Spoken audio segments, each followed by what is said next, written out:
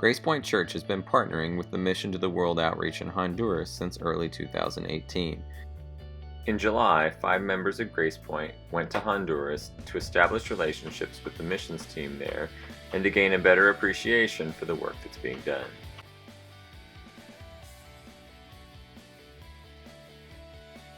In Honduras, you'll find an excessive amount of poverty. You'll find an excessive amount of crime and violence. For the last 6 years, Honduras has been the murder capital of the world. You find a lack of education. The average Honduran only has about 6.1 years of education. And you'll find a great amount of poverty and the inability to address their own needs. The average person makes only about $20 to $25 a day, and there's a 30% unemployment in Honduras. Very few pastors have an education past the 6th grade. One of the big issues is that critical thinking is not taught in the schools.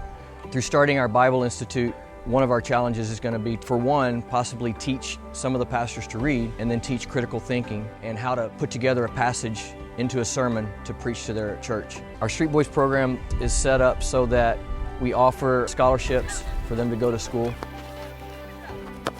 Puerta de Esperanza is our ministry for young teenage moms. The average age of pregnancy here for girls is 14, 15 years old. This home was set up so that we could have girls that have gotten pregnant and been kicked out of their home for various reasons. And so they come to the home to learn how to take care of their kids, to help them through school so that they can get an education, and then to help them get a trade once they leave the home.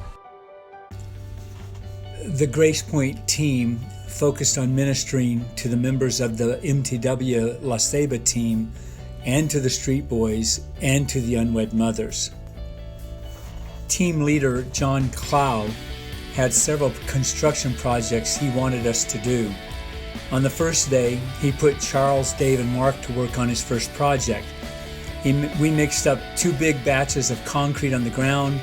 We hoisted the concrete to the 2nd floor. We hauled it through the office, and we dumped the concrete in the bathroom for the new floor.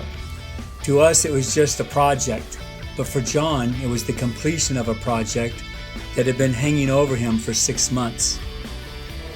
While the men were sweating outside in the heat and humidity, Beth and Jemima were getting to know and ministering to the unwed mothers and their children. Under the guidance of Kathy, the team leader's wife, and Alma, the leader of the Unwed Mothers Ministry, they gathered 3 sewing machines. And after purchasing necessary materials and spending time getting the 3 machines to work, they began a 4-day project. They made curtains for 5 of the rooms on the MTW Center. This project was not just about curtains. The real goal was teaching the girls how to sew. That way they would have a marketable skill to support themselves and their children. At first, the 3 girls were really shy and held back from interacting with the team. Beth and Jemima started out as the main ones running the sewing machines, while the girls were busy measuring and cutting the material. As soon as the first curtains were hung in the library, other staff members began to request curtains for their offices. The heat in La Ceiba makes the curtains more than just decorative. The curtains drastically cut the heat from the sun coming through the window. By day 3, all the tasks had switched. The girls were running the sewing machines, and Beth and Jemima were measuring and cutting material. The girls had also lost a lot of their shyness, and they were more open with Beth and Jemima. Meanwhile, Charles, Dave, and Mark did several projects. We cut coconuts from the trees at the Street Boys' house in order to stop people from coming over the wall to steal them. Dave unclogged the sink and we painted. We cut down the tree in front of the MTW Center. Dave helped John make significant cuts to the huge mango tree in the middle of the MTW Center. Dave and Charles both did electrical work at the center and at the unwed mother's home.